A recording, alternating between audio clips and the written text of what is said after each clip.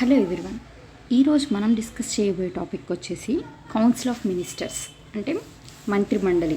Both centre చూద్దాము, అలాగే స్టేటు చూద్దాం. ఓకే, ఇది చెప్పాలంటే 74-75 గురించి మాట్లాడుతున్నాం.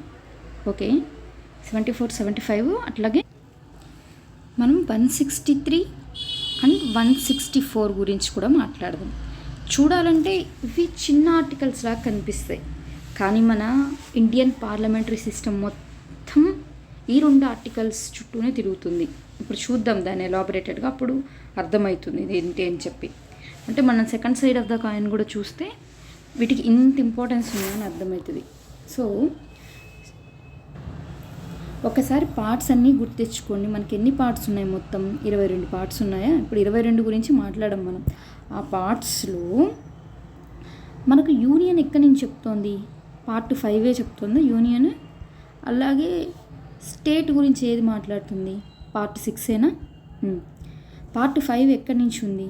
ఆర్టికల్ 52 నుంచి 78 వరకు, అలాగే 79 నుంచి 122 వరకు, రైట్? 123. నెక్స్ట్ 124 నుంచి 147 వరకు ఉంది. నెక్స్ట్ 148 నుంచి మనకు 151 వరకు ఉంది, రైట్? నెక్స్ట్ స్టేట్కి రండి. స్టేట్ గవర్నమెంట్ 152 తీసి 153 నుంచి 167 వరకు, 168 నుంచి 212 వరకు, రైట్? 213. నెక్స్ట్ 214 నుంచి 232 వరకు, 233 నుంచి 237 వరకు మనకి ఇలా ఆర్టికల్స్ అనేవి సెగ్రిగేట్ చేశారన్నమాట.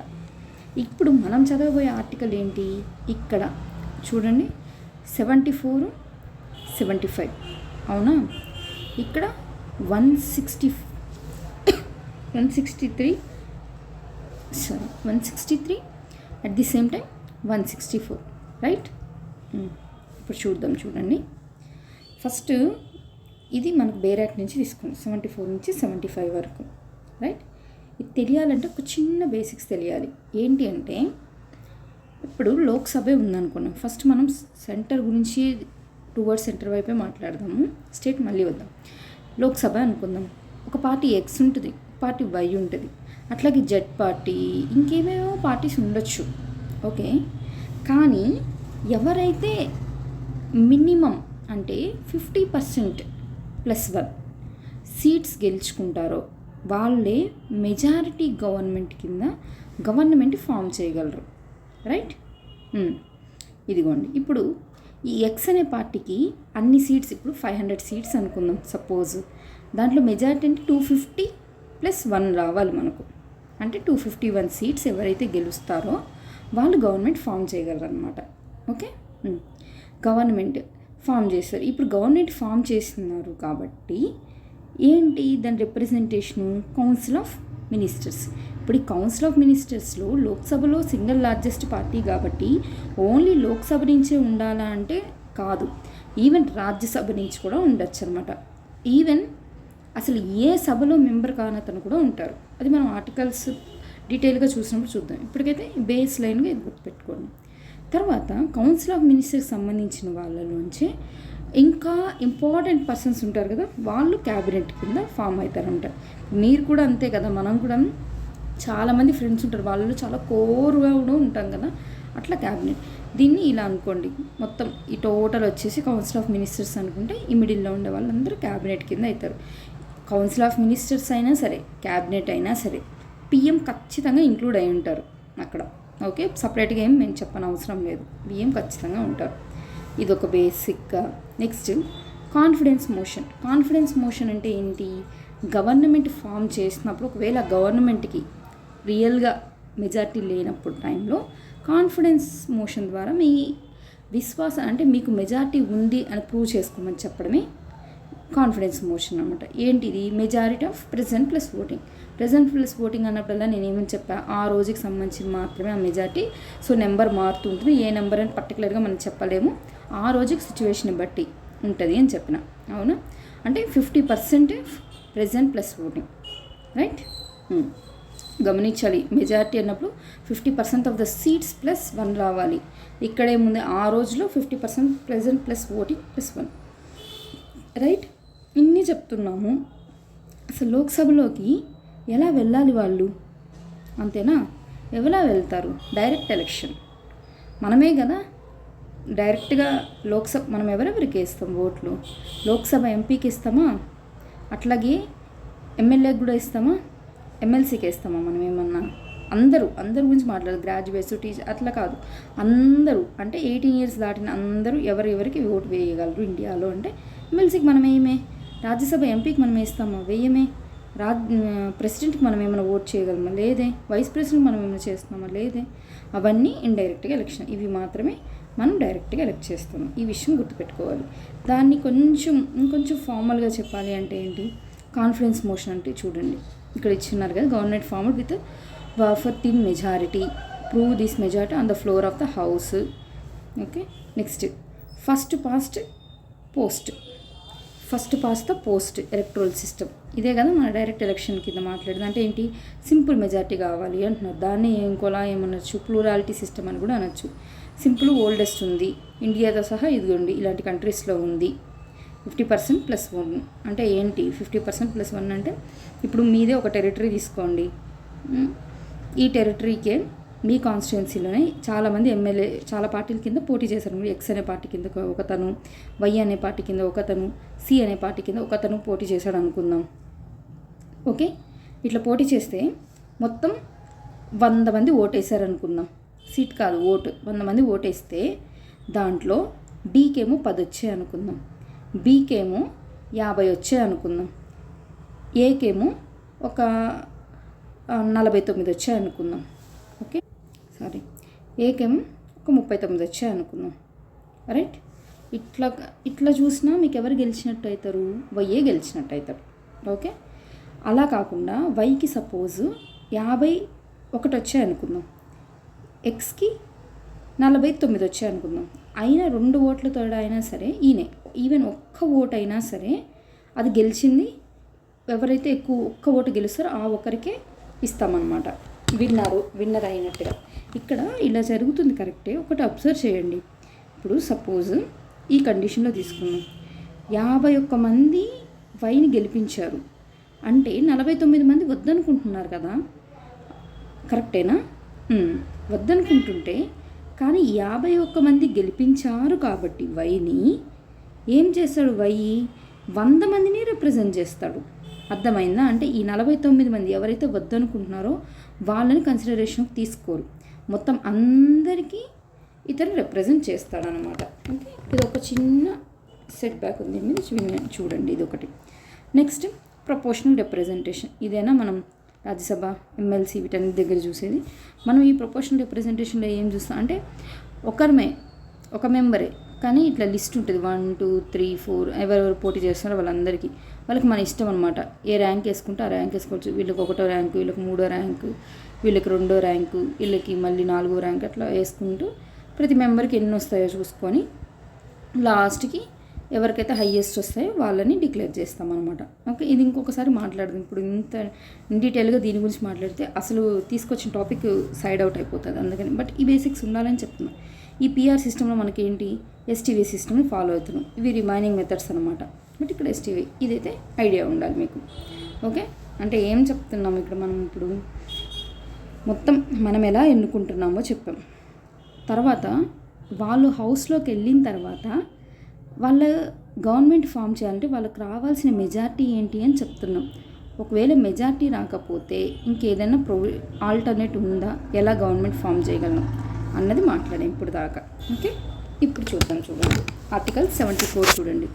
ఆర్టికల్ 74 ఏం చెప్తుంది, council of ministers to aid and advise president. Council of ministers aid and advise చేస్తారంట ప్రెసిడెంట్కి.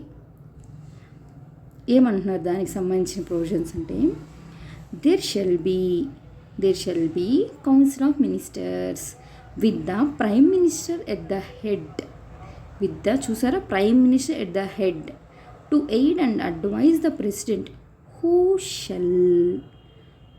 షెల్ ఈ వర్డ్ అబ్జర్వ్ చేయండి. Who shall in exercise of his functions and act in according with the such advise. ఎట్లా చెప్పారు వీళ్ళు? మామూలుగా సలహాలు సూచనలు ఇస్తారు అని చెప్పారు.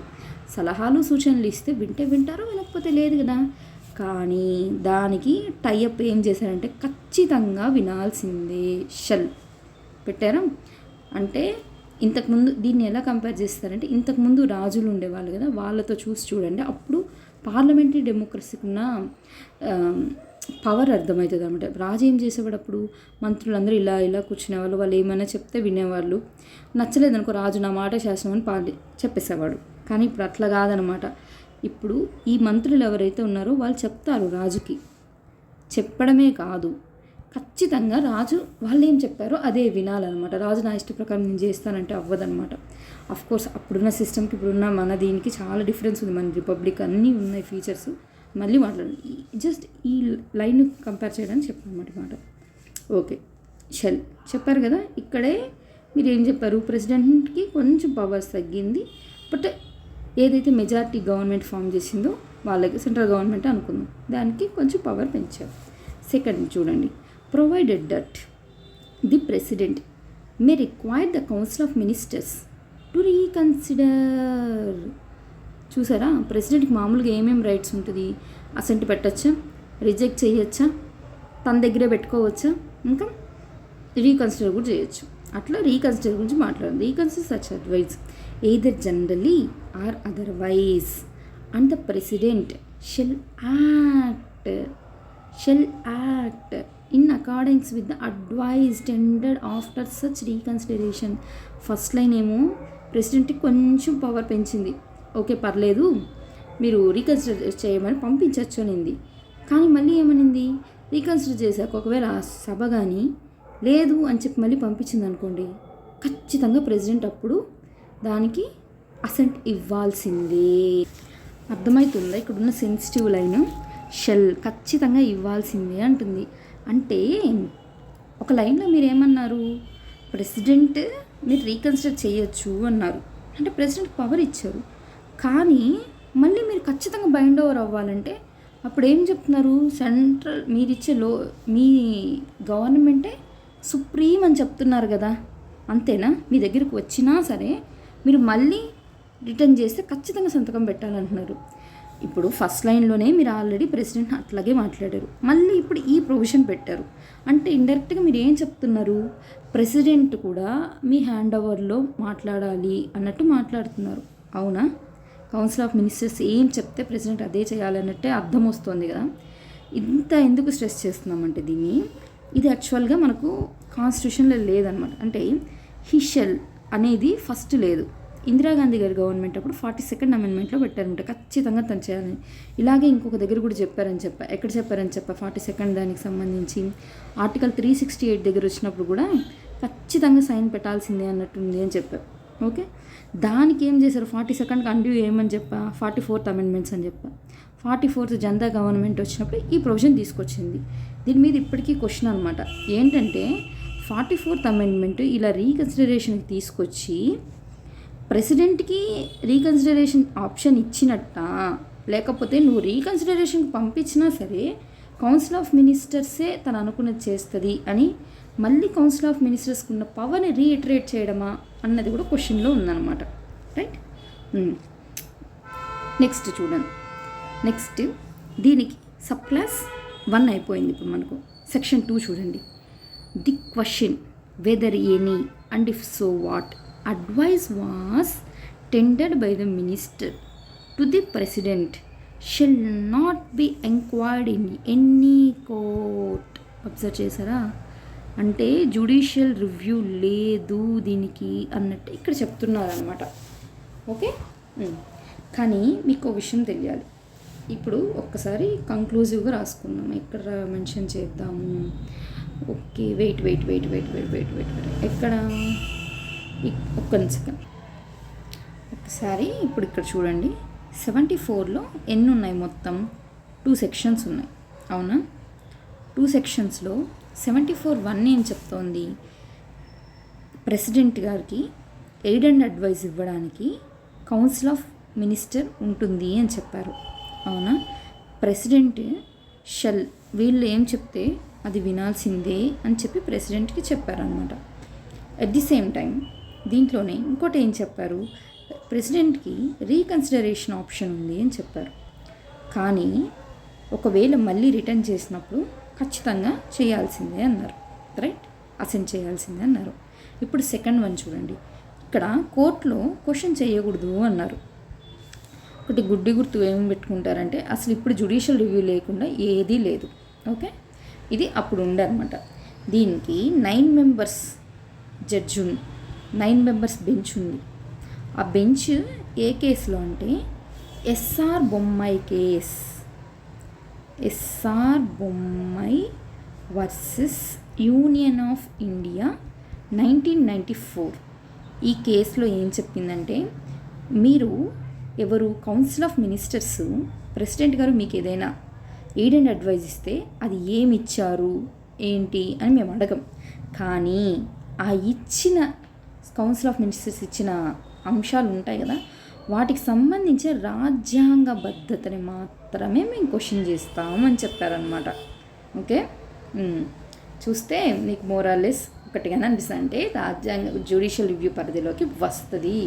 ఓకే, ఇదన్నమాట, క్లారిటీ గుర్తుపెట్టుకోండి. ఇక్కడ ఫస్ట్ షెల్ అని ఎప్పుడు చెప్పారు, 42nd కాన్స్టిట్యూషన్ అమెండ్మెంట్ ద్వారా చెప్పారనమాట. 1976లో ఇందిరాగాంధీ గారు గవర్నమెంట్ ఉన్నప్పుడు. రీకన్సిడరేషన్లో షెల్ అని ఎప్పుడు చెప్పారు, 44th 1978 టైంలో చెప్పారు. ఓకే, ఇప్పుడు ఇది 74కి సంబంధించిన ఇంట్రడక్షన్. ఇప్పుడు 75 చూద్దాం. చూడండి 75 చూడండి, మీకు కొంచెం ప్రెసిడెంట్స్ మీద ఐడియా ఉండాలి. ఇక్కడి నుంచి స్టార్టింగ్ అనమాట presidents list. At the same time ఇది మన ప్రైమ్ మినిస్టర్స్ లిస్ట్. రైట్, ఇక్కడ ఫస్ట్ నుంచి కంటిన్యూషన్ అనమాట. ఇప్పుడు అయినా ఇది అందరికి ఐడియా ఉంటుంది, బట్ నేను ఏదైనా కొత్తగా క్లాస్ చూసిన వాళ్ళకి ఐడియా ఉంటుంది కదా అని చెప్పి పెట్టాము. ఇప్పుడు చూద్దాం మనం ఇది ఫస్ట్ 75 సెక్షన్ చూద్దాం. ఓకే, ఇప్పుడు 75th చూద్దాం. 75th ఏం చెప్తున్నారు, సెక్షన్ 1 ఎన్ని ఉన్నాయి, మొత్తం 6 సెక్షన్స్ ఉన్నాయి. 6లో ఏం చెప్తున్నారో చూద్దాం. First one, the prime minister shall be appointed by. First time ఎవరైనా చూస్తుంటే పాలిటీ వాళ్ళకి మాత్రం ఇది కొత్తగా అనిపిస్తుంది. ఇప్పుడు దాకా మేము ఎలక్టెడ్ కదా అనుకున్నామంటారు. నిజమే, ప్రైమ్ మినిస్టర్ మనతో ఎలక్టెడే, కానీ అపాయింటెడ్ బై ప్రైమ్ మినిస్టర్. ఎవరైతే ఎన్నుకుంటారో వాళ్ళనే కదా పెడతారు. By the president and other ministers shall be appointed by the president on the advice of prime minister. కానీ ప్రైమ్ మినిస్టర్ విషయంలో మీరు ఏం చెప్పారు, ప్రెసిడెంట్ అపాయింట్ చేస్తారు అన్నారు. మరి అదర్ మినిస్టర్స్ ఉన్నారు కదా, వాళ్ళని ఎవరు చేస్తారు అంటే వాళ్ళను కూడా ప్రెసిడెంటే చేస్తారు, కానీ on the advice of prime minister అనమాట. ఇది వీళ్ళు చెప్పాలనుకునేది. సెకండ్ థింగ్ 1A చూడండి, the total number of ministers including, చాలా చాలా ఇంపార్టెంట్, అబ్జర్వ్ చేయండి, including the prime ministers in the council of ministers shall not exceed 15% of the total number of the members of the house of the people. 15% ఏది strength, house of the people. మొత్తం రాజ్యసభ లోక్సభ రెండు కలిపా కాదు, house of the people. House of the people అంటే లోక్సభేనా. దీనికి ఇంకొకసారి ఇప్పుడు కలిపి చదవండి. ఫస్ట్ వన్ ఏమంటున్నారు, the prime minister shall be appointed by the president and the other minister shall be appointed by the president on the advise of prime minister. Right, ఈ council of ministers అందరూ ఎంతమంది ఉండాలంట, మొత్తం 15%కి మించకూడదు అని చెప్పారు. Of course ఇది తర్వాత తీసుకొచ్చిన అమెండ్మెంట్, ఎప్పుడు 91st అమెండ్మెంట్ 2003. ఇది దేనికి సంబంధించింది, యాంటీ డిఫెక్షన్ లాకి సంబంధించింది. మరి ఇక్కడ ఎందుకు పెట్టారు అని డౌట్ వస్తుంది. అందుకే వన్ని మళ్ళీ చదవండి. ప్రైమ్ మినిస్టర్ అనే అతను ప్రెసిడెంట్ ద్వారా అపాయింట్ అవుతాడు, కానీ అదర్ మినిస్టర్స్ అనే వాళ్ళు కూడా ప్రెసిడెంట్ ద్వారానే అపాయింట్ అవుతారు, but by the advice of prime ministers. ఎందుకు ఇది ఇంతగా చెప్తున్నా అంటే ఈ సెక్షన్ చాలా చాలా చాలా ఇంపార్టెంట్. ఇది ఇండియన్ పాలిటీలో ఎంత పెద్ద రోల్ ప్లే చేసిందంటే ఒకసారి వీటికి ఉన్న హిస్టరీ చూస్తే అర్థమవుతుంది. ఒకసారి ఇది చూడండి. ఫస్ట్ మనకు వెల్ నోన్ ఎగ్జాంపులే చెప్తాం. 2014 ఉంది జనరల్ ఎలక్షన్స్. రైట్, అప్పుడు ఎవరు అప్పటి వరకు అంటే 2004 నుంచి 9 వరకు కానీ 9 నుంచి 14 వరకు కానీ ఎవరు ఉన్నారు అధికారంలో? యూపీఏ గవర్నమెంటేనా? యూపీఏ 1 యూపీఏ 2గా ఉంది, అవునా? యూపీఏ 1 యూపీఏ 2గా ఉన్నప్పుడు ఏమయ్యారు? మన్మోహన్ సింగ్ గారు ప్రైమ్ మినిస్టర్గా ఉన్నారు. కానీ ఇప్పుడు 2014 ఎలక్షన్స్ వచ్చింది. ఆ టైంలో ఏమనుకున్నారంటే అందరూ అంతవరకు ఇప్పుడు కానీ ఎలక్షన్స్ వస్తే ఖచ్చితంగా ప్రణబ్ ముఖర్జీనే ప్రైమ్ మినిస్టర్ అవుతారు, అంత ఫెమిలియర్ పర్సన్ కదా గాంధీస్ ఫ్యామిలీస్గా అనుకుంటున్నారు. ఆ టైంలో ఏం జరిగిందంటే ఈ జనరల్ ఎలక్షన్స్ జరిగేకముందే ప్రెసిడెంట్ ఎలక్షన్స్ వచ్చేసింది, రైట్? అప్పుడు ప్రెసిడెంట్ ఎలక్షన్స్ రాగానే స్ట్రాటజిక్గా ఏం చేశారంటే ప్రణబ్ ముఖర్జీ గారిని ప్రెసిడెంట్ ఎలక్షన్స్లో నిలబెట్టారు. ఆటోమేటిక్గా ప్రణబ్ ముఖర్జీ గారు గెలిచేశారు. ఇప్పుడు జనరల్ ఎలక్షన్స్ వచ్చింది. జనరల్ ఎలక్షన్స్లో కాంగ్రెస్ గెలుస్తుంది అనుకున్నారు, బట్ కాంగ్రెస్ గెలవలేదు. అప్పుడు బీజేపీ ఎన్డీఏ అలయన్స్తో ఉండి ఎన్డీఏ గెలిచింది అనమాట. ఇది ఎన్డీఏ ఫస్ట్ టర్మ్. ఇప్పుడు ఏం జరిగిందంటే 2013లో ఎల్ఏఆర్ఆర్ యాక్ట్, ల్యాండ్ అక్విజిషన్కి సంబంధించిన యాక్ట్ అన్నమాట, రీహాబిలిటేషన్ వీటికి సంబంధించింది. అది మన్మోహన్ సింగ్ గారు ఉన్నప్పుడు ప్రవేశపెట్టారు. అప్పుడు ప్రెసిడెంట్ ఏం చేశారు? దానికి అసెంట్ ఇచ్చారు, బిల్ పాస్ అయింది. బట్ 2014లో మోడీ గవర్నమెంట్ వచ్చింది. మోడీ గారు ఏం చేశారంటే కొన్ని అమెండ్మెంట్స్ ప్రపోజ్ చేశారు ఈ ఎల్ఏఆర్ఆర్కి. కానీ ఇది ప్రెసిడెంట్ గారికి వెళ్ళే ముందే రాజ్యసభలో అప్పటికే ఉన్న కాంగ్రెసు, మిగతా స్టేట్ గవర్నమెంట్లో ఉన్న కొన్ని పార్టీలు వాళ్ళందరి వల్ల ఏమైందంటే రాజ్యసభలో బీజేపీకి మెజార్టీ లేకుండే. అందువల్ల ఏమైంది? బిల్ అనేది రాజ్యసభలోనే పెండింగ్ పడిపోతూ ఉంది. సో ఏం చేశారంటే మోడీ గారు, దానికి మోడీ గవర్నమెంట్ వచ్చి ఏం చేసిందంటే బిల్ పాస్ చేయలేదు. బిల్ పాస్ చేయకుండా ప్రెసిడెంట్ ద్వారా ఆర్డినెన్స్ తీపిచ్చింది. అలా 3 సార్లు ఆర్డినెన్స్ తీసుకొచ్చారనమాట. 3 టైమ్స్ కంటిన్యూస్గా తీసుకొచ్చారు. అప్పుడు చాలా దగ్గర క్రిటిసిజం వచ్చిందనమాట. ఆర్డినెన్స్ అనే దాన్ని మీరు ఎలా తీసుకొస్తారు? లీగల్ ఆల్రెడీ సెషన్లో ఉన్నప్పుడు లాగా పాస్ చేసుకోవాలి కదా, మీకు మెజారిటీ లేనంత మాత్రాన మీరు ఇలా చేయడం కరెక్టేనా అని చెప్పి అన్నారనమాట. ఇక్కడ ఓకే, ఇది ఒక డైమెన్షన్లో కరెక్టే. ఇప్పుడు ఈ డైమెన్షన్లో ఈ కంటెక్స్లో మనం చూడాల్సింది ఏంటంటే ఇక్కడ ప్రెసిడెంట్ ఎవరు? అపోజిట్ పార్టీ, అవునా? ప్రైమ్ మినిస్టర్ ఎవరు? మోడీ గారు. ఏ పార్టీ? ఎన్డీఏ. ప్రెసిడెంట్ ఎవరు? ప్రణబ్ ముఖర్జీ గారు. ఆయన ఏ పార్టీ? కాంగ్రెస్ పార్టీ, అందరికీ తెలిసిందే. బట్ వీళ్ళిద్దరు ఇలా డిఫరెంట్ ఉన్న పార్టీస్ ఉన్నప్పుడు, అంటే ప్రైమ్ మినిస్టర్గా ఒక పార్టీకి చెందిన వ్యక్తి, ప్రెసిడెంట్గా ఇంకో పార్టీకి చెందిన వ్యక్తి ఉన్నప్పుడు ఏంటి పరిస్థితి అన్నదన్నమాట ఇష్యూ. ఇలాంటప్పుడు ఈ సెక్షన్ వాడినప్పుడు అసలు ఇక్కడ బిల్స్ పాస్ అవ్వడమే కష్టం. అలాంటిది ఈ సిచ్యువేషన్లో ఆర్డినెన్సెస్ పాస్ అయ్యాయి. ఇంకెంత క్రిటిసిజం వచ్చి ఉంటుంది ఆ టైంలో ఆలోచించండి ఒకసారి. ఓకే, అది కూడా వదిలేద్దాం. ఇలా ఈ 74 సబ్ క్లాస్ 1కి 1979 ఎలక్షన్స్ వరకు ఏమో అంత ప్రామినెన్స్ రాలేదనమాట. బట్ 1979 తర్వాత 79 అంటే ఆల్రెడీ 352 ఎమర్జెన్సీ చెప్పినప్పుడు చెప్పాను కదా. 75లో ఎమర్జెన్సీ డిక్లేర్ చేశారు, 77 వరకు కంటిన్యూ అయింది. తర్వాత 78లో గవర్నమెంట్ మారింది. ఫస్ట్ నాన్ కాంగ్రెస్ గవర్నమెంట్ వచ్చింది, మొరార్జీ దేశాయ్ గారి వాళ్ళ లీడర్షిప్లో ఉన్నట్టు చెప్పాను కదా. అప్పటి వరకు నార్మల్గా ఉంది. అప్పుడు ఏం జరిగింది అంటే లోక్సభలో మినిమం మెజారిటీ ఎవరికి రాలేదు, అంటే 50% ప్లస్ ఓటు అనేది ఎవరికి రాలేదన్నమాట. అందువల్ల ఏమైంది? లార్జెస్ట్ పార్టీ లీడర్గా ఏదో ఒక సింగిల్ లార్జెస్ట్ పార్టీకి సంబంధించిన వాళ్ళు ఉంటారు కదా, వాళ్ళు ఎన్నుకుంటున్నారు అనమాట. అది కూడా పోయింది కొద్ది రోజులకి. ఏమైందంటే తర్వాత ఈవెన్ 2 డిజిట్ ఉంటే కూడా వాళ్ళను కూడా వచ్చి ప్రైమ్ మినిస్టర్గా మార్చాల్సిన ఇది వచ్చిందనమాట. ఎట్లా అంటే ఇప్పుడు ఒకసారి చూడండి, 1979లో ఏమైంది? మొరార్జీ దేశాయ్ గారి గవర్నమెంట్ వచ్చింది. ఎవరిది ఆ పార్టీ? ఏంటి? జనతా ప్రభుత్వం, జనతా పార్టీ అనమాట. కానీ ఆ టైంలో ఏమైందంటే ఎక్కువ పార్టీ ఫిరాయింపులు వచ్చాయి. ఓకే, ఆ పార్టీ ఫిరాయింపుల వల్ల ఏం జరిగింది? మొరార్జీ దేశాయ్ గారి గవర్నమెంట్ పడిపోయింది, రైట్? అప్పుడు ఈవెన్ 2 డిజిట్లో ఉన్న గవర్నమెంట్ని, అంటే పార్టీని మీరు వచ్చి గవర్నమెంట్ ఫామ్ చేయండి అని ప్రెసిడెంట్ గారు అడిగారు. అది ఎంతవరకు కరెక్ట్ చెప్పండి? ఎంత లెస్ మెజారిటీ ఉంది. మరి అలాంటి వాళ్ళని వచ్చి మీరు ప్రభుత్వం ఫామ్ చేసి ఈ భారతదేశాన్ని మొత్తాన్ని పాలించమంటే మరి మెజారిటీ వాళ్ళ రైట్స్ ఏమవ్వాలి? అవునా? ఎందుకంటే మనకి ఇక్కడ 74(1)లో ఎక్కడ కరెక్ట్ కంక్లూజివ్గా చెప్పలేదన్నమాట. సింగిల్ మెజారిటీ వచ్చి మినిమం మెజారిటీ వచ్చిన వాళ్ళే గవర్నమెంట్ ఫామ్ చేయాలి అని చెప్పిందే తప్ప వచ్చిన పార్టీయే చేయాలని చెప్పలేదు. సో వాళ్ళు ఎవరితో అయినా కొలాబరేషన్ అవ్వచ్చు, కోయలేషన్ కూడా పెట్టుకొని గవర్నమెంట్ అనేది ఫామ్ చేసుకోవచ్చు అనమాట. ఆ లూప్ హోల్ వాడుకొని ఇదంతా చేస్తున్నారు. తర్వాత ఏం చేశారంటే, ఈవెన్ మీరు ఓత్ ఎప్పుడు చేస్తారు, మీరు గెలిచాక అప్పుడు ఓత్ చేశారు కదా, కానీ ఇక్కడ ఏం చేశారంటే మీరు తర్వాత ఓట్ చేసి మీరు మీ ఇష్టం, మీరు గెలవడం అదన్నీ తర్వాత చూద్దాం. మీరైతే మెంబర్గా గెలిచారు కదా, మీరు గవర్నమెంట్ ఫామ్ చేసేసండి. ఇప్పుడు చేసేసి ఫస్ట్ మీరు ఓట్ తీసేసుకోండి. తీసుకున్నాక కొద్ది రోజులు టైం ఇస్తాం మీకు. అప్పుడు మీరు వచ్చి మీకు కాన్ఫిడెన్స్ ఉంది అని చెప్పి కాన్ఫిడెన్స్ మోషన్లో నెగ్గండి అని చెప్పారనమాట. ఈ రెండు చూడండి ఎంత అబ్స్ట్రక్టింగ్గా ఉన్నాయో. అంటే ఇప్పుడు ఇంత మెజారిటీ పార్టీలు ఉంటాయి, గెలుస్తాయి. ఇప్పుడు ఒక 50 ఓట్లు ఒకరికి వచ్చి 20 ఓట్లు ఒకరికి వచ్చి ఉన్నాయనుకోండి, 50 ఓట్లు అతను గవర్నమెంట్ ఫామ్ చేయలేనప్పుడు 20 ఓట్లు అతను మిగతా అందరితో కలిసి గవర్నమెంట్ ఫామ్ చేసేసి ఈ 50 మంది మీద కూడా మీరే పెత్తనం చెలాయిస్తున్నారు. అవునా, ఇండైరెక్ట్గా చెప్పాలంటే. At the same time second issue ఏంటంటే ఓత్ కూడా మీరు ముందు చేయాల్సింది, గెలిచి తర్వాత కదా ఓత్ చేయాల్సింది. కానీ ఏంటి, ముందు మీరు ప్రైమ్ మినిస్టర్ ఓత్ చేసేస్తున్నారు, గవర్నమెంట్ ఫామ్ చేసేసి తర్వాత కాన్ఫిడెన్స్ మోషన్ని ఎదుర్కొంటున్నారనమాట.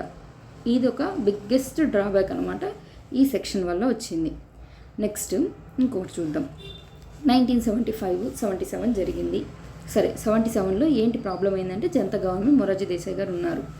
కానీ ఆయనకి ఏమైందంటే చరణ్ సింగ్ గారు ఉండి ఇంటర్నల్ కాన్ఫ్లిక్ట్స్ వల్ల ఆయన బయటకు వచ్చేసారు. చరణ్ సింగ్ గారు వచ్చి జనతాదళ్ అనే ఒక సపరేట్ పార్టీ పెట్టారు. ఇది న్యూ పార్టీ అనమాట. అప్పుడు దాకా ఆ పార్టీ పుట్టింది కూడా లేదు. ఈవెన్ ఆ పార్టీని ఎవరు స్పీకర్ గారు కూడా కనీసం రికగ్నైజ్ చేయలేదంట. ఎలక్షన్ కమిషన్ తర్వాత తీసేయండి, ముందు స్పీకర్ గారిన అట్లీస్ట్ రికగ్నైజ్ చేయాలి కదా, ఆయనకు కూడా తెలియదంట. ఓన్లీ వాళ్ళ స్ట్రెంత్ అంటే 77. ఆ 77తో వాళ్ళు ఏం గవర్నమెంట్ ఫామ్ చేయలేరు. కానీ వినండి, అయినా సరే ప్రెసిడెంట్ డిజాల్వ్ చేయకుండా చరణ్ సింగ్ గారిని పిలిచారంట గవర్నమెంట్ ఫామ్ చేయండి.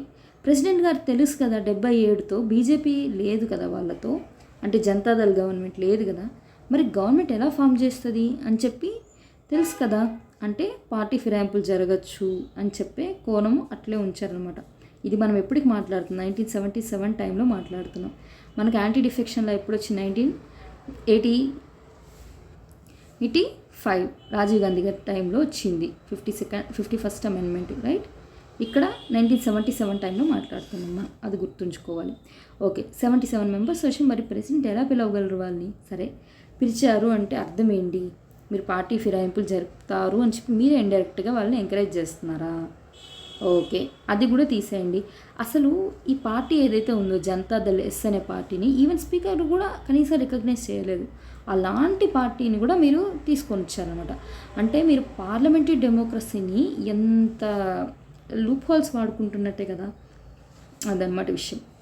సరే, అట్లా చెప్పారు 3 వీక్స్ టైం ఇచ్చారు ప్రెసిడెంట్. కానీ లోక్సభ సెషన్ జరగలేదు.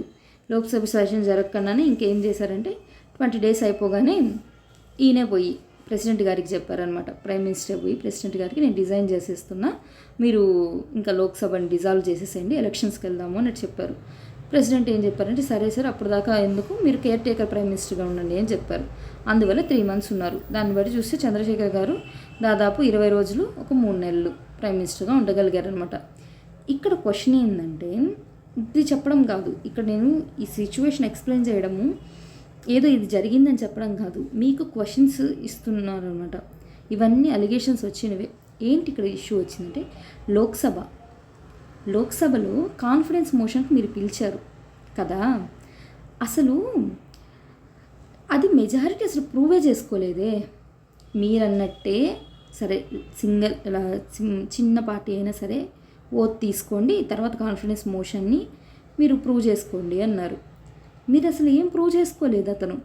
అయినా కూడా మీరేమన్నారు, అతను చెప్పిన మాట విని డిజల్యూషన్కి వెళ్ళారు. అంటే ఆన్ వాట్ బేసిస్, ఏ అర్హత ఉందని చెప్పి చరణ్ సింగ్ గారు ఇచ్చిన ఆయన దీన్ని మీరు కన్సిడర్ చేశారు. చరణ్ సింగ్ గారు ఎవరు అప్పటికి, అసలు ఆయన అసలు ప్రూవ్ అవ్వలేదు కదా. జస్ట్ ఆయన ప్రైమ్ మినిస్టర్గా మీరు చెప్పారు, ఆయనకు టైం ఇచ్చారు. ఆయన ఒకవేళ మీరు కాన్ఫిడెన్స్ మోషన్ చెప్పి ఆయన ప్రూవ్ చేసుకుంటే ఆయన చెప్పే డైరెక్షన్స్ మీరు ఫాలో అవ్వాలి. మరి ఎందుకు ఫాలో అయ్యారు, ఎలా తీసుకుంటారు అసలు అడ్వైజు అన్నది క్వశ్చన్. ఇది కూడా రేషనలే కదా.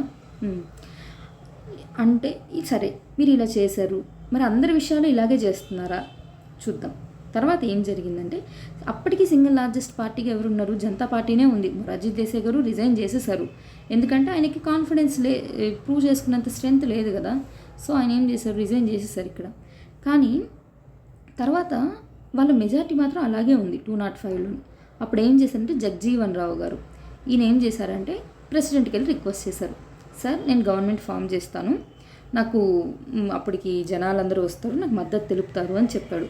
కానీ ప్రెసిడెంట్ ఏం చేశారు తెలుసా, ఇప్పుడు లేదు మైనార్టీ ప్రభుత్వాలకు కానీ ఛాన్స్ ఇస్తే ప్రెసిడెంట్ అనేవాళ్ళు మేము కానీ మీకు ఛాన్స్ ఇచ్చాము అంటే మీరు పార్టీ ఫిరాయింపులు ఎంకరేజ్ చేసిన వాళ్ళు అవుతారు, అది ఎథికల్ కాదు అన్నట్టుగా ఆయన జగ్జీవన్ రావు గారికి ఇక్కడ ఛాన్స్ ఇవ్వలేదు. అందువల్ల జగ్జీవన్ రావు ఇలా ప్రైమ్ మినిస్టర్గా ఎప్పుడు మనం చూడం అసలు, ఎందుకంటే ఈయనకు 205 ఉంది, అయినా సరే ఈయనకు ఛాన్స్ ఇవ్వలేదు. బట్ చరణ్ సింగ్ గారికి ఎంత ఉన్నాయి, ఆయనకి స్ట్రెంత్ అప్పుడు 77 మంది ఉన్నారు, అయినా ఆయనకి ఛాన్స్ ఇచ్చారు, కాన్ఫిడెన్స్ మోషన్కి పిలిచారు. అట్ ది సేమ్ టైం ఆయన కాన్ఫిడెన్స్ మోషన్కి ఎదుర్కోకపోయినా సరే ఆయన డిజాల్వ్ చేయమన్నారు కాబట్టి మీరు డిజాల్వ్ చేశారు.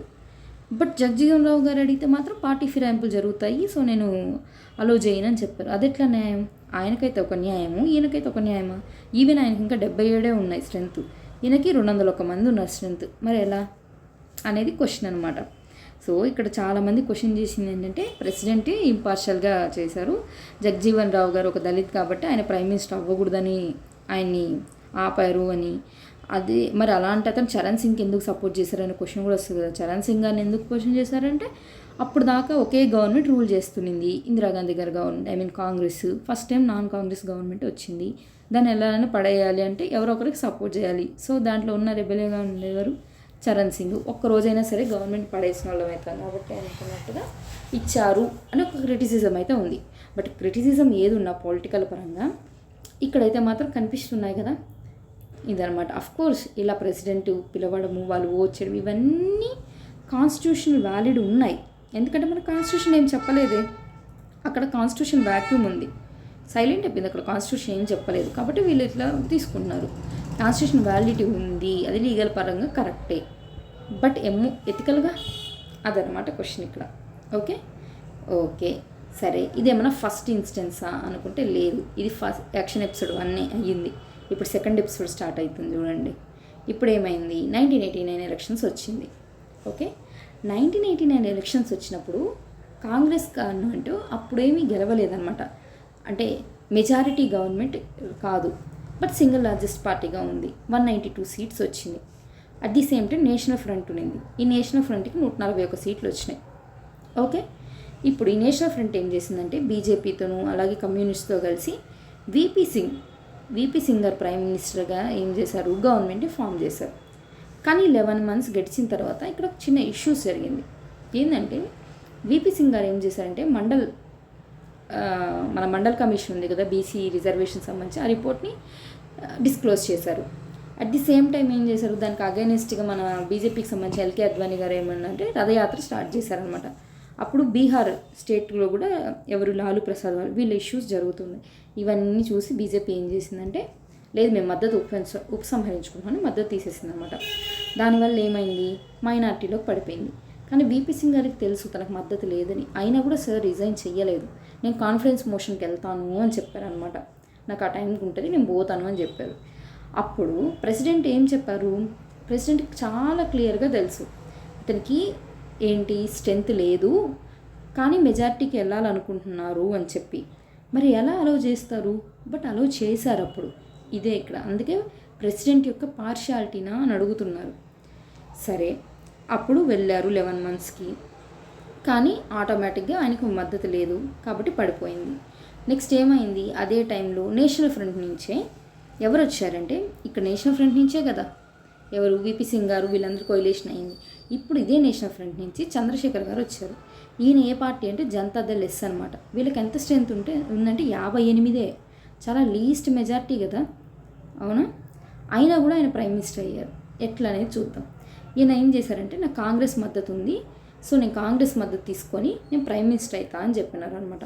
అట్లా 4 నెలలు ప్రైమ్ మినిస్టర్గా ఉన్నారు. 4 నెలల తర్వాత కాంగ్రెస్ మద్దతు ఉపసంహరించుకుంది. ఆటోమేటిక్గా ఏమైంది, లోక్సభ డిజాల్వ్ అయింది, మళ్ళీ ఎలక్షన్స్కి పోయారు. మీరు అబ్జర్వ్ చేస్తున్నారా, 1989 ఎలక్షన్స్ నుంచి ఇక్కడ నేషనల్ ఫ్రంట్ గవర్నమెంట్ కానీ, ఫస్ట్ ఎపిసోడ్లో అక్కడ చరణ్ సింగ్ గారి గవర్నమెంట్ కానీ లీస్ట్ మరీ ఎంత మనకు 540 సీట్లు ఉంటే వాళ్ళు మరి 58, 77 సీట్లు ఇలాంటి నెంబర్స్తో కూడా గవర్నమెంట్ని ఫామ్ చేసి ప్రైమ్ మినిస్టర్ అయ్యారు. ఈ విషయం ఇక్కడ అర్థం అవ్వాలి ఈ సిచ్యువేషన్ చూస్తే. ఓకే, ఇప్పుడు థర్డ్ ఎపిసోడ్ ఏంటంటే 1991 ఎలక్షన్స్. ఎందుకు ఇది 1991 మే ఎలక్షన్స్ అన్నామంటే, ఇప్పుడు ఇక్కడ ఏం జరిగింది మీకు అందరికి ఐడియా ఉంటుంది కదా. 1991 ఎలక్షన్స్కి ఎవరు చనిపోయారు? రాజీవ్ గాంధీ గారు చనిపోయి ఉన్నారు, అవునా? అయినా కూడా కాంగ్రెస్కి మెజార్టీ రాలేదు, బట్ సింగిల్ లార్జెస్ట్ పార్టీ అయ్యింది. 211 సీట్స్ వచ్చింది. 50% +1 రాలేదు. వీళ్ళందరూ ఏం చేశారంటే పివి నరసింహారావు గారిని తీసుకున్నారన్నమాట. ఓకేనా? పివి నరసింహారావు గారు వచ్చేసి, పివి నరసింహారావు గారు అప్పటికి మెంబర్ కాదు, ఆయనకు సభ్యత్వం లేదు, ఎన్నికల్లో పోటీ చేయలేదు, కానీ ఈయన తీసుకున్నాడు. ఈయన ఏం చేశారంటే మైనార్టీ గవర్నమెంట్ని ఫామ్ చేశారు. ఎలా అంటే నేను కాన్ఫరెన్స్ మోషన్లో విన్ అవుతాను అని చెప్పారు. ఎట్లా అంటే ఈయన ఏం చేశారంటే, అప్పుడు వీళ్ళకి ఆపోజిట్గా ఎవరు ఉన్నారు? నేషనల్ ఫ్రంట్, అదర్స్ వీళ్ళందరూ ఉన్నారనమాట. ఓకేనా? వీళ్ళు ఎంతమంది? 112 మంది ఉన్నారు. వీళ్ళందరూ ఆబ్సెంట్ అయిపోయినారు ఆ రోజు ఓటింగ్ జరిగే రోజు ఆబ్సెంట్ అయ్యారంటే అర్థం ఏంటి? ఇప్పుడు కాన్ఫిడెన్స్ మోషన్ ఏం చెప్తుంది? మీరు ఆ రోజు ఎంతమంది ప్రజెంట్ అవుతారో దాంట్లో 50% +1 కదా. మీరందరూ ఆబ్సెంట్ అయ్యారంటే అర్థం ఏంటి? ఉన్న వాళ్ళని 50% +1 ఈజీగా ఇస్తారు. ఆయన పార్టీ వాళ్ళే ఉంటారు, వాళ్ళే వేస్తారు కదా. సింపుల్ కదా. ఇప్పుడు ఇంత ఇంపార్టెంట్ మీటింగ్, ఒక దేశ ప్రధాని ఎన్నుకుంటున్నారు అన్నప్పుడు 112 సీట్స్ మీకు ఈ దేశ ప్రజలు ఇచ్చినప్పుడు ఇంత ఇంపార్టెంట్ సెషన్ జరిగేట్టు మీరు ఎట్లా అసలు అబ్సెంట్ అవుతారు? ఇది క్వశ్చన్ అనమాట. అంటే పొలిటికల్ పార్టీస్ని కూడా ఇక్కడ క్రిటిసైజ్ చేస్తున్నారు. అఫ్కోర్స్ తర్వాత పివి నరసింహారావు గారు గవర్నమెంట్ ఆ 5 ఏళ్ళు నడిపించింది అనమాట, కోయిలేషన్ గవర్నమెంట్ని. కొన్ని అప్పుడు అలిగేషన్స్ కూడా వచ్చాయి కదా, జార్ఖండ్ ముక్తి మోర్చా పార్టీని కొన్నారని, డబ్బు పంచారని, ఇట్లాంటి ఇష్యూలన్నీ ఉన్నాయి. నరసింహారావు గవర్నమెంట్ అప్పుడే కదా. హర్షద్ మెహదా స్కామ్ కూడా, మళ్ళీ సార్ మీద కూడా వెస్ట్ బెంగాల్లో ఒక కేసు కూడా ఫైల్ అయింది కదా. ఫస్ట్ ప్రైమ్ మినిస్టర్గా ఉండి కేసులో ఇరుక్కున్నారని కూడా అన్నారు అప్పట్లో. ఓకే, సరే అదంతా సెకండ్. ఇప్పుడు ఈ ఎపిసోడ్, ఇది థర్డ్ ఎపిసోడ్ అనమాట. థర్డ్ ఎపిసోడ్కి వచ్చేటప్పటికి ఇట్లా పొలిటికల్ పార్టీస్నే క్రిటిసైజ్ చేశారనమాట. ఫోర్త్ చూద్దాం. ఫోర్త్ వచ్చింది, ఇప్పుడు పివి నరసింహారావు గవర్నమెంట్ అయిపోయింది. ఇవి కొంచెం ఇక్కడ నుంచి మనకు ఫెమిలియర్గానే ఉంటుంది చూడండి. 1996 ఎలక్షన్స్ వచ్చింది. ఇప్పుడు ఏం జరిగిందంటే సింగిల్ లార్జెస్ట్ పార్టీగా బీజేపీ వచ్చింది. ఓకేనా? కానీ మెజార్టీ రాలేదు. బట్ బీజేపీ ఏం చేసినప్పటికీ శివసేన మహారాష్ట్ర, అకాలీదళ్ పంజాబ్ వీళ్ళతో తీసుకుంది, అయినా మెజార్టీ రావట్లేదు. సరే, బీజేపీకి అప్పుడే బద్ద శత్రువులు అనమాట. వీళ్ళ ఏమంటారు, ఐడియాలజికల్ డిఫరెన్సెస్. అప్పుడు నేషనల్ ఫ్రంట్ ఉండే, అది ఉంది, లెఫ్ట్ వాళ్ళు ఉన్నారు. వీళ్ళందరూ కాకుండా కాంగ్రెస్ పార్టీ కూడా ఉందన్నమాట. ఇప్పుడు నేషనల్ ఫ్రంట్ లెఫ్ట్ కలిసినా కూడా మెజార్టీ రాదు. వాళ్ళ మెజార్టీ వీళ్ళిద్దరు కలిసినా కూడా వీళ్ళ స్ట్రెంత్ బీజేపీ కన్నా లెస్సే ఉంది. ఇది ఛాన్స్ లేదు. ఈ టైంలో ఏం చేసిందంటే కాంగ్రెస్ నేషనల్ ఫ్రంట్తో కలిసి దానికి మెజార్టీ ఉందని చెప్పి గవర్నమెంట్ని ఫామ్ చేసింది అనమాట. ఈ నేషనల్ ఫ్రంట్ అని చెప్పేది ఎలక్షన్స్ ముందు ఫామ్ అవ్వలేదు. ఓకేనా? ఎలక్షన్స్ ముందు అయితే ఫామ్ అవ్వలేదు. దీనికని ఈ రీజన్ చూపించి ప్రెసిడెంట్ గారు ఏమన్నా అంటే, ఇది పార్టీ కాదు కదా, సో నేను గవర్నమెంట్ ఫామ్ చేయడానికి అడగను అని చెప్పి అన్నారు. ఇక్కడ కూడా ప్రెసిడెంట్ వాళ్ళ పొజిషన్ అనేది క్వశ్చనబుల్ అయ్యిందనమాట.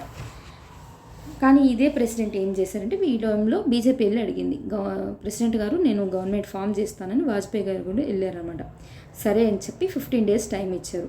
15 days సార్ వెయిట్ చేశారనమాట. పార్టీ ఫిరాయింపులు ఏమైనా జరుగుతాయేమో, సో మనం మళ్ళీ మెజార్టీలకు రావచ్చు అని చూసారు. అవ్వలేదు. సెషన్ స్టార్ట్ అయింది. సెషన్లో బిల్ పాస్ చేసి రిజల్యూషన్ తీసుకునే లోపలే వాజ్పేయి గారికి అర్థమయ్యి తనే రిజైన్ చేసేసారనమాట. రిజైన్ చేస్తే అప్పుడు నేషనల్ ఫ్రంట్ ప్లస్ కాంగ్రెస్ ఇద్దరు కలిసి దేవగౌడ గారిని ప్రైమ్ మినిస్టర్గా పెట్టి కాంగ్రెస్ మద్దతు ఇచ్చి దేవగౌడ గారు ప్రైమ్ మినిస్టర్ అయ్యేటట్టు చేశారన్నమాట. కానీ 11 months తర్వాత ఏం చేసింది, కాంగ్రెస్ దానికున్న మద్దతు ఉపసంహరించుకుంది. తర్వాత ఏమయ్యారు, ఐకే గుజ్రాల్ గారు వచ్చారు. కాంగ్రెస్ 7 months అయింది. తర్వాత ఏం చేసింది కాంగ్రెస్, ఆ ప్రభుత్వాన్ని కూడా కోల్దేసేసి లోక్సభను డిజాల్వ్ చేసేలాగా చేసి ఎలక్షన్స్కి వెళ్ళారనమాట. అందువల్ల 1998లో మళ్ళీ ఎలక్షన్స్ వచ్చాయి మనకు. ఓకే, ఇప్పటికి 4th ఎపిసోడ్. ఇప్పుడు 5th ఎపిసోడ్ చూడండి. 5th ఎపిసోడ్ ఇప్పుడు 5th ఎపిసోడ్ వచ్చేది మీకు అందరికీ 5th ఎపిసోడ్ చాలా ఐడియాగా ఉంటుంది. ఎపిసోడ్ అని నువ్వేం ఊరికే అంటున్నాను, అన్నీ క్లమ్జీ అయిపోతాయని చెప్పి మామూలుగా చెప్తున్నాను చూడండి. 5th ఎందుకంటే 1999 ఎలక్షన్స్ జరిగే ముందు ఏమైంది, కార్గిల్ వారు ఇవన్నీ చాలా ప్యాట్రియాటిక్కి సంబంధించిన ఇష్యూస్ చాలా జరిగాయి అప్పుడు. కార్గిల్ వార్ కానీ, ఎలక్షన్స్కి ముందు, తర్వాత వచ్చేసి ఇది మన పార్లమెంట్ మీద అటాక్ జరగడం, చాలా ఇష్యూస్ జరిగింది ఇప్పుడు. సరే 2014లో UPA 1 UPA 2 వచ్చింది, గవర్నమెంట్ ఫామ్ చేసింది. ఇక్కడ ఇష్యూస్ లేదు. కానీ ఇక్కడ మనం తెలుసుకోవాల్సింది ఏంటంటే UPA 1 UPA 2 వచ్చిన తర్వాత వచ్చిన 14 నుంచి ఇప్పటి వరకు ఉన్న 24 దాకా ఉన్న NDA 1 2 వీటికి సంబంధించి అయినా సరే పార్టీ అనేది ఏమైపోయిందంటే ఇండివిజువల్ అయిపోయింది. అంటే మనిషికి ఎక్కువ వ్యక్తి పూజ అంటాం కదా, అట్లా మనిషిని ఎక్కువ ప్రైజ్ చేయడం అయిపోయింది.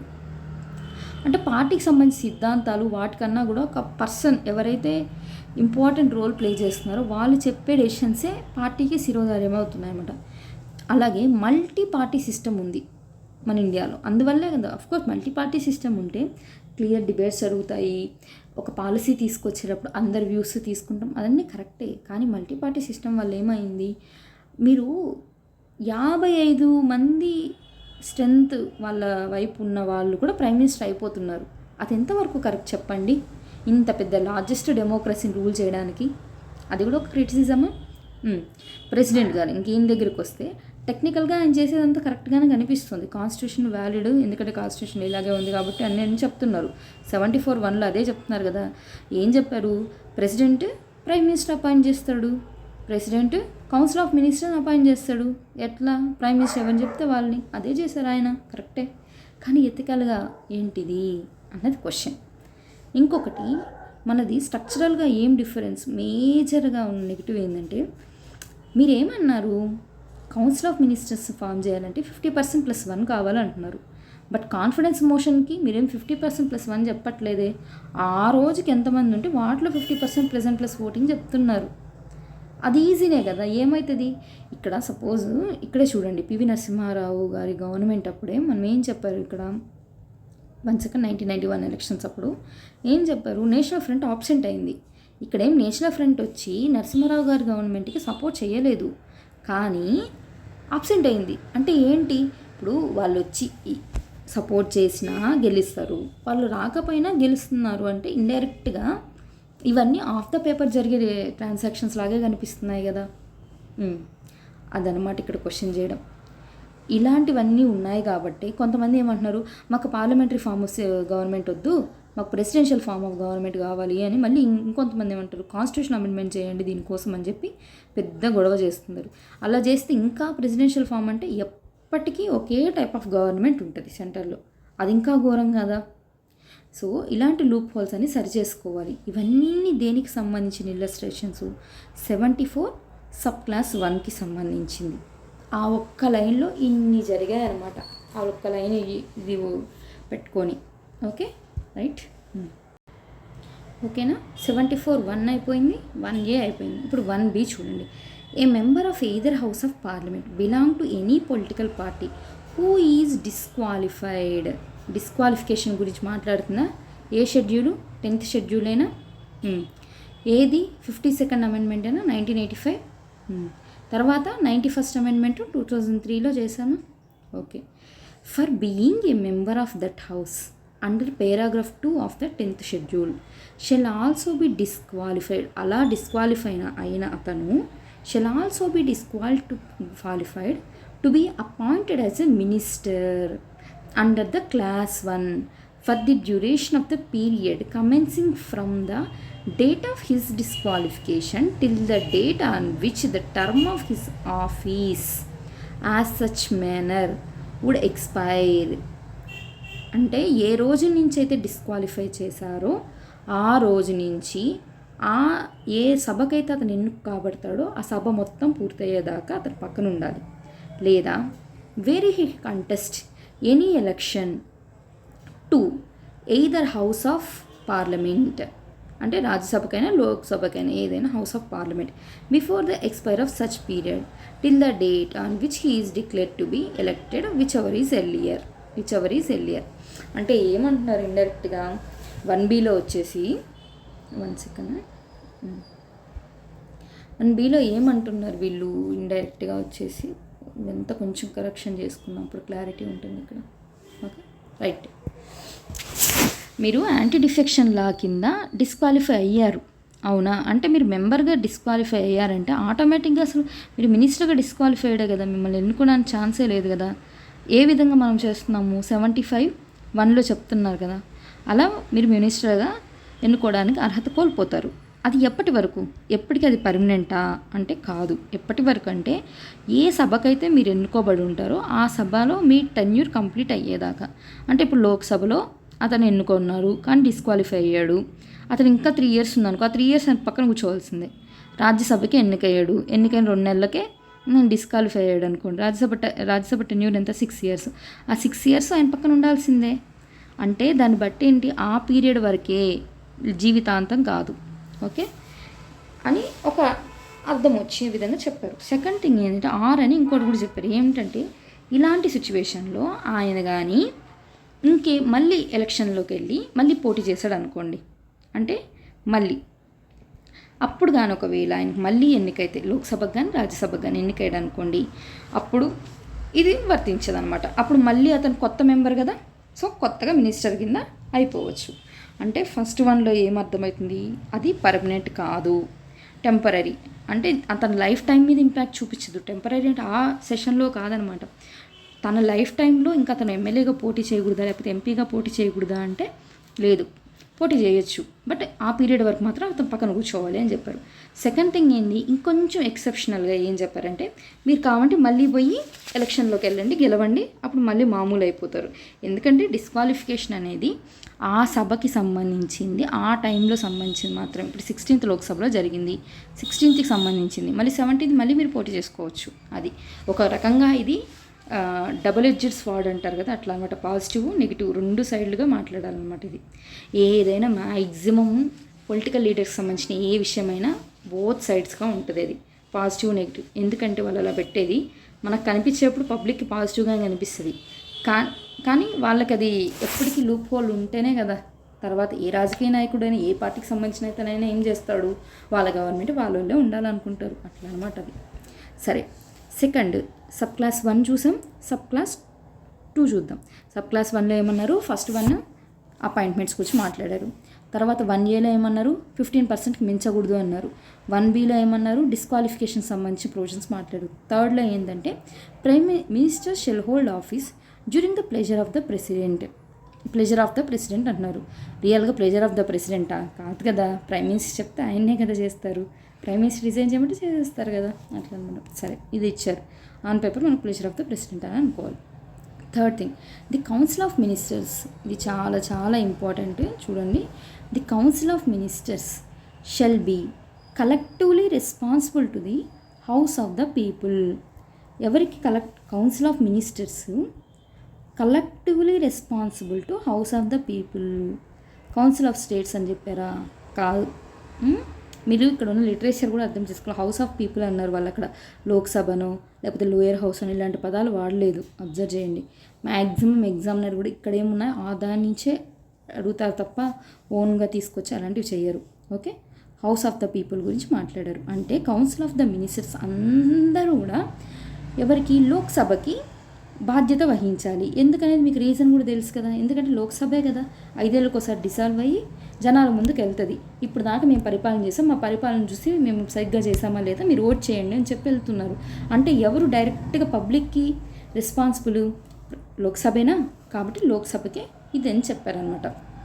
ఇక్కడ ఇంకొక విషయం కూడా అర్థం చేసుకోవాలి, ఏంటంటే ఇక్కడ కరెక్టే మీరు చెప్పింది, అందరూ వెళ్ళి చేయమంటున్నారు. అంటే ఒకవేళ ఇండివిజువల్ మీద ఏదైనా ఇష్యూ వస్తే అందరూ కౌన్సిల్ ఆఫ్ మినిస్టర్ రిజైన్ చేయాలా? లేదనమాట. ఇండివిజువల్ది వేరు, కౌన్సిల్ ఆఫ్ మినిస్టర్స్ వేరు. అందుకని అప్పుడు యూపీఏ 1 గవర్నమెంట్ అప్పుడు కోల్ స్కామ్ జరిగింది, ఐడియా ఉందా? కోల్ స్కామ్ అప్పుడు కోల్ మినిస్టర్ ఎవరు, మన తెలుగు దాసనారాయణరావు గారే.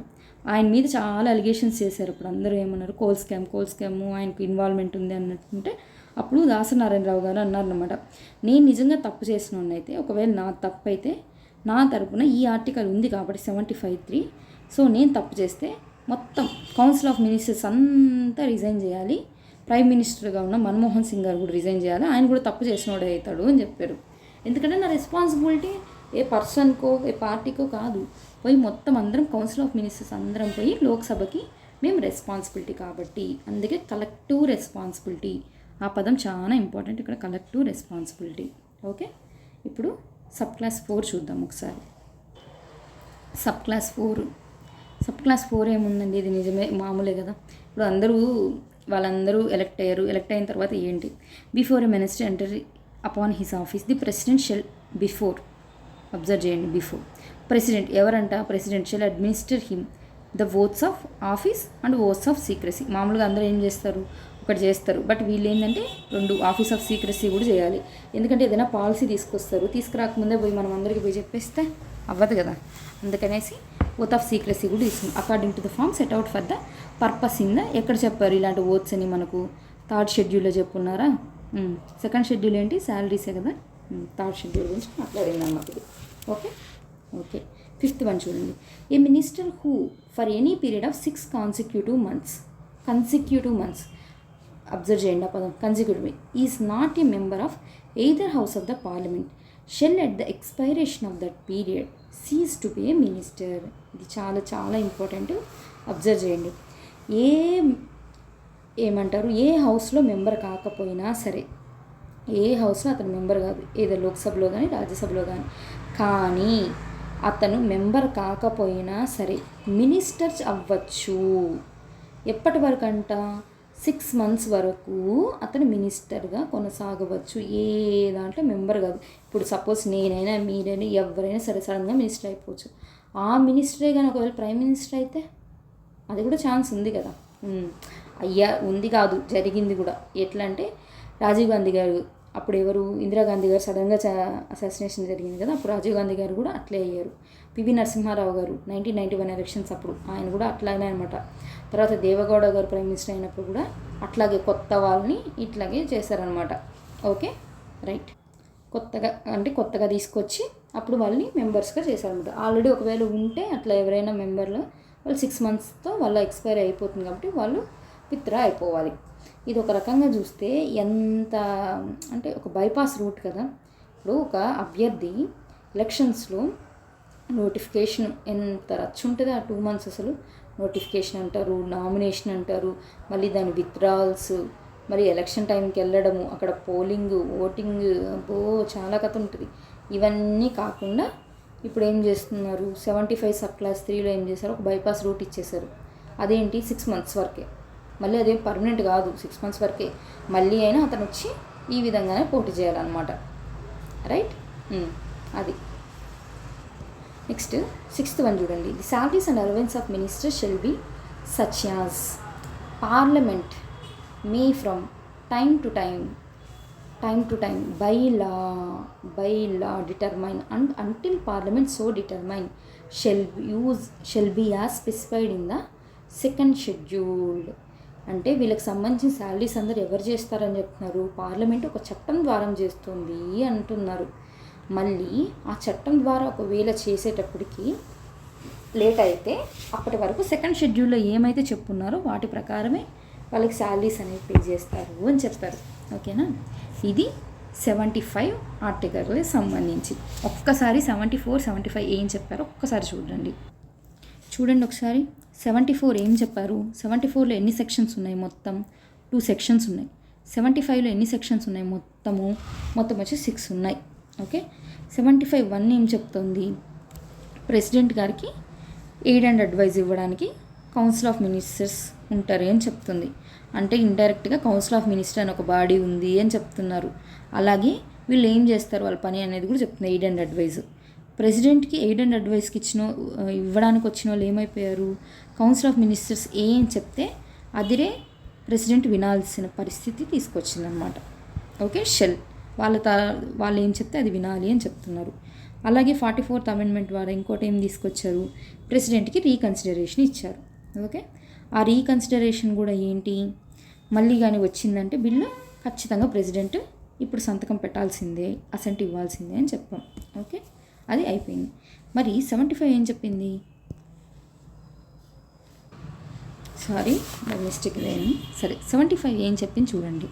75 ఖచ్చితంగా. ఇది ఎందుకు ఇంత టైం తీసుకుంటున్నా అంటే ఇవి చాలా చాలా ఇంపార్టెంట్. అందుకే దీని బ్యాక్డ్రాప్లో ఇంత యాక్చువల్గా ఇవే ఆర్టికల్స్ అని కూడా చెప్పుకోవచ్చు. కానీ దానివల్ల ఎంత నెగిటివిటీ ఉందో కూడా తెలిస్తేనే కదా మనకు క్లారిటీ గుర్తుంటుంది. మళ్ళీ ప్రతిసారి ఎక్కడ చదువుతామని. 75 1 ఏం చెప్తోంది? 75 1లో ప్రైమ్ మినిస్టర్ని ప్రెసిడెంట్ అపాయింట్ చేస్తారు. అలాగే కౌన్సిల్ ఆఫ్ మినిస్టర్స్ని ప్రైమ్ మినిస్టర్స్ యొక్క అడ్వైస్ తీసుకొని ఆయన ఏం రికమెండ్ చేస్తారో అదే తీసుకొని ప్రెసిడెంట్ అపాయింట్ చేస్తారు అన్నాం. ఈ 1 గురించే కదా ఇంతసేపు మాట్లాడినాం మనం.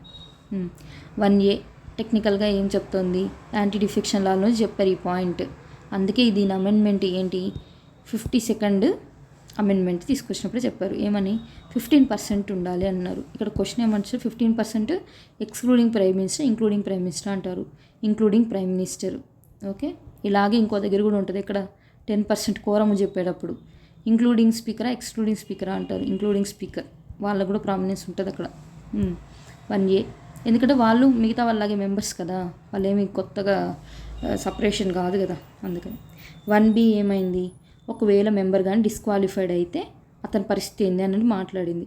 మెంబర్ డిస్క్వాలిఫైడ్ అయితే మెంబరే అయిపోయినాడు కాబట్టి మినిస్టర్ కూడా డిస్క్వాలిఫైడ్ అంటే 75 1 కింద అతన్ని మినిస్టర్ చేయలేము అని చెప్తున్నారు.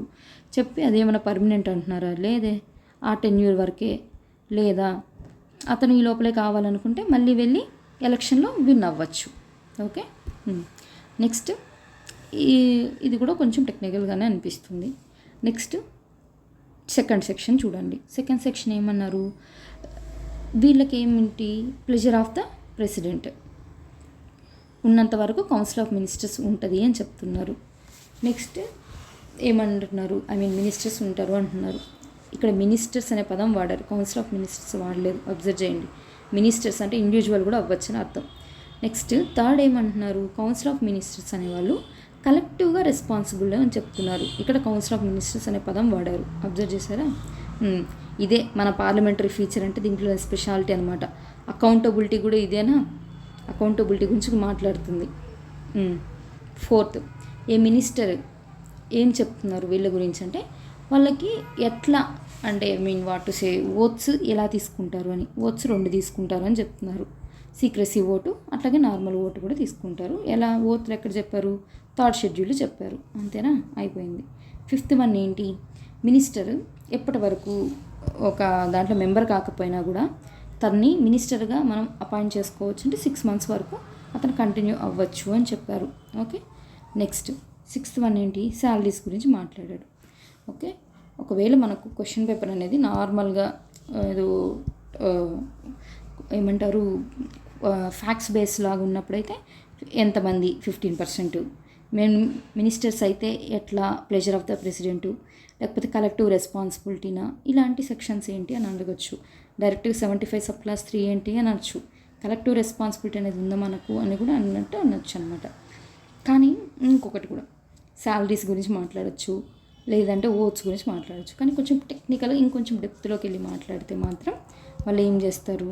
ఇవి అడుగుతారు. ఏంటి?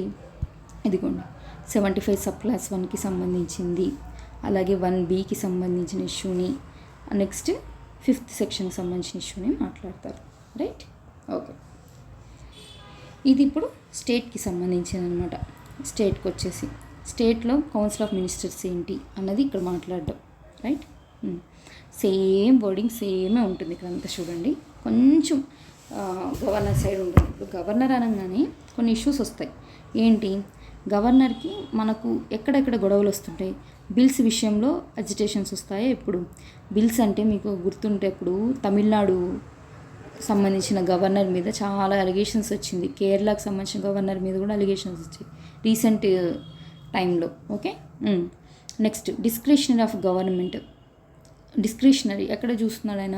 గవర్నమెంట్ ఫామ్ అయ్యేటప్పుడు, అప్పుడు గోవా ఎలక్షన్స్ అప్పుడు, ఉత్తరాఖండ్ ఎలక్షన్స్ అప్పుడు, మహారాష్ట్ర ఎలక్షన్స్ ఇంకా బెస్ట్ ఎగ్జాంపుల్ అప్పుడు ఈ గవర్నమెంట్ ఫార్మేషన్ గురించి గొడవలు వచ్చిందా.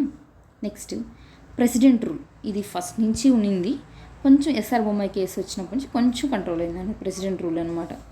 అంటే సెంట్రల్ గవర్నమెంట్ గవర్నర్ ద్వారా ఇండైరెక్ట్గా స్టేట్ మీద ప్రెషర్ పెడుతుంది. అది ఏంటి అనేది గొడవలు అవుతుంది.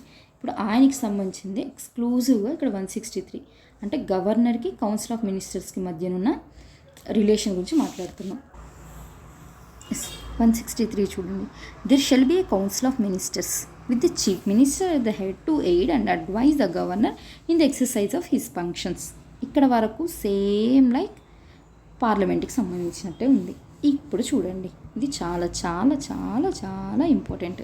ఎంత ఇంపార్టెంట్ అంటే అంత ఇంపార్టెంట్ ఈ లైన్. దీన్ని బట్టే ఇంత చేస్తున్నారు. Except in so far as he is by or under his constitution. ఈ కాన్స్టిట్యూషనే చెప్పింది ఏమని, required to exercise his functions or any of them in his discretionary powers ఉన్నాయి కదా ఎవరికి, గవర్నర్కి. అక్కడ మాత్రం అతను కౌన్సిల్ ఆఫ్ మినిస్టర్స్ ఏం చెప్తే అది వినాల్సిన అవసరం లేదు. ఈ విషయం ఎవరు చెప్పారు? ఎవరో ఒకరు స్ట్రాంగ్గా చెప్పాలి కదా. ఎవరు వాళ్ళంటే కాన్స్టిట్యూషనే చెప్పింది పదం అని అర్థం. Okay, right. నెక్స్ట్, ఇది ఒక నెగిటివ్గా మనకు స్టేట్స్కి తరపున మాట్లాడేటప్పుడు ఇది ఒక అజిటేషన్ బాగా రైజ్ అయ్యే టాపిక్. నెక్స్ట్ ఏంటి, if any question arises whether any matter is or is not a matter, అది మ్యాటరా అనన్నా డౌట్ అవ్వచ్చు, అది మ్యాటర్ కాదా అనన్నా డౌట్ అవ్వచ్చు. As respects which the governor is by or under this constitution required to act in his discretion, the decision of the governor in his discretion shall be final. మీకు అలాంటి డౌట్లు వస్తాయేమో, ఇది ఇతనికి సంబంధించిందా లేదా ఇతని డిస్క్రిషనా అని చెప్పి. అతను ఏం చెప్తే అదే ఫైనల్ అని చెప్తున్నారు అనమాట. ఓకే, ఇదే ఫైనల్ అని చెప్తున్నారు. And the validity of anything done by the governor shall not be called in question on the ground that he ought or ought not be have act in his discretion. అర్థమైందా ఈ line? Same అక్కడ ప్రెసిడెంట్కి ఎట్లా చెప్పారో అట్లాగే ఇతను అలాంటి decisions ఏమైనా తీసుకున్నా దాన్ని మీరు ఏ కోర్టులో కూడా క్వశ్చన్ చెయ్యలేరు అని చెప్తున్నారన్నమాట. ఓకే, ఇదన్నమాట గవర్నర్కి ప్రెసిడెంట్కి ఉన్న డిఫరెన్స్లో కూడా ఇదే వస్తుంది. ఎందుకంటే గవర్నర్కి డిస్క్రిషనరీ పవర్ ఎక్కువ, కానీ ప్రెసిడెంట్ అట్లా కాదు కదా, ఖచ్చితంగా చేయాలనే చెప్తున్నారు. బట్ గవర్నర్కి డిస్క్రిషనరీ పవర్ ఉంది, ఆయన ఇష్టం. 164 ఏం చెప్తుంది, other provisions as to ministers. ఇది సేమ్ అక్కడ మనము 75లో ఏం చెప్పామో ఆల్మోస్ట్ అంతే ఉంటుంది 164, ఒక చిన్న వేరియేషన్ తప్ప. ఏంటో చూద్దాం. ఓకే, రైట్, చూద్దాం. వేరే కలర్ తీసుకుందాం, మరి డార్క్ కనిపిస్తుంది. The chief minister shall be appointed by the governor. Okay. The other ministers shall be appointed by the governor. Okay. On the advice of chief ministers. Okay. And the ministers shall hold the office during the pleasure of the governor. Right, ఇది already మీరు అక్కడ కూడా చెప్పున్నారు కదా, అదే కదా చెప్పారు ఇక్కడ. ఇదిగోండి, ఈ రెండింటిని కలిపి చెప్తున్నారు. రైట్, మంచిది. నెక్స్ట్ దాని కంటిన్యూషన్ చూడండి. Provided that in the states of Chhattisgarh, Jharkhand and Madhya Pradesh and Odisha, CJMO, ఈ స్టేట్స్లో there shall be a minister in charge of tribal welfare. ఇక్కడ సపరేట్గా ఒక మినిస్టర్ ఉండాలి అని చెప్తున్నారు. who may in addition to be in charge of welfare of the scheduled caste and backward class or any other work. అంటే ఈ స్టేట్స్లో మాత్రం ఖచ్చితంగా ఒక షెడ్యూల్ క్యాస్ట్ వాళ్ళకి రిప్రజెంట్ చేస్తూ ఒక మినిస్టర్ ఉండాలి అని చెప్పారు. ఎందుకంటే ఇవంతా ట్రైబల్ ఏరియాస్గా ఉంటాయి కదా, అక్కడంతా ఫారెస్ట్ ఏరియాస్ ఎక్కువ ఉంటుంది కదా, దాని ఈ కాంటెక్స్ట్లో చెప్పారనమాట ఇది. Next 1A, a total number of ministers including the chief minister in the council of minister in a state shall not exceed 15%, right, of the total members of legislative assembly of the state. అక్కడ కూడా ఇదే చెప్పారా, కానీ ఇక్కడ ఏంటి variation అనేది important. provided that the number of ministers including the chief minister in the state shall not be less than 12. ఇది important, 12 కన్నా తక్కువ ఉంది. ఇప్పుడు ఫర్ ఎగ్జాంపుల్ గోవా లాంటి స్టేట్సే తీసుకున్నాము.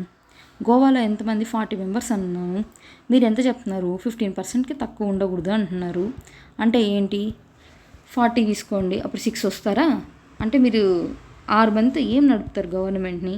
అందుకని మినిమం 12 ఉండాలి అని చెప్పారు. Right, provided for that where the total number of ministers, including the chief minister in the council of ministers in any state at the commencement of this constitution, 91st Amendment Act 2003, exceeds the said 15%, are the number of specified in the first provision, as the case may be, then the total number of ministers in the state shall be brought in conformity with the provisions of this class within 6 months from such date as president may by public notification appoint. మీరు ఒకవేళ ఇంతకుముందు 15% కన్నా ఎక్కువ ఉండొచ్చు మీ స్టేట్స్లో, కానీ ఈ act ఎప్పుడైతే వచ్చిందో అలా వచ్చిందని ప్రెసిడెంట్ నోటిఫై చేస్తాడు. ఆ డేట్ నుంచి 6 months లోపల అన్ని స్టేట్స్ కూడా ఈ క్లాస్కి తగ్గినట్టుగా మీ కౌన్సిల్ ఆఫ్ మినిస్టర్స్ 15%కే మార్చుకోవాలి అని చెప్తున్నారనమాట. ఇది కొంచెం యాంటీ డిఫెక్షన్ లాకి సంబంధించినప్పుడు ఇష్యూ అనమాట. నెక్స్ట్ బి, ఇది కంప్లీట్ సేమ్ అక్కడ ఏముంది అదే చెప్తుంది. ఏ member of legislative assembly of a state or either house of the legislature of state, గమనించారా ఇక్కడ పేరు right. A member of legislative assembly of a state or either house of legislature of a state having legislative council, first time ఇక్కడ ఒక పదం కనిపించింది legislative council, belong to any political party who is disqualified for being ఏ మెంబర్గా disqualify అయ్యారు అని చెప్తున్నారు.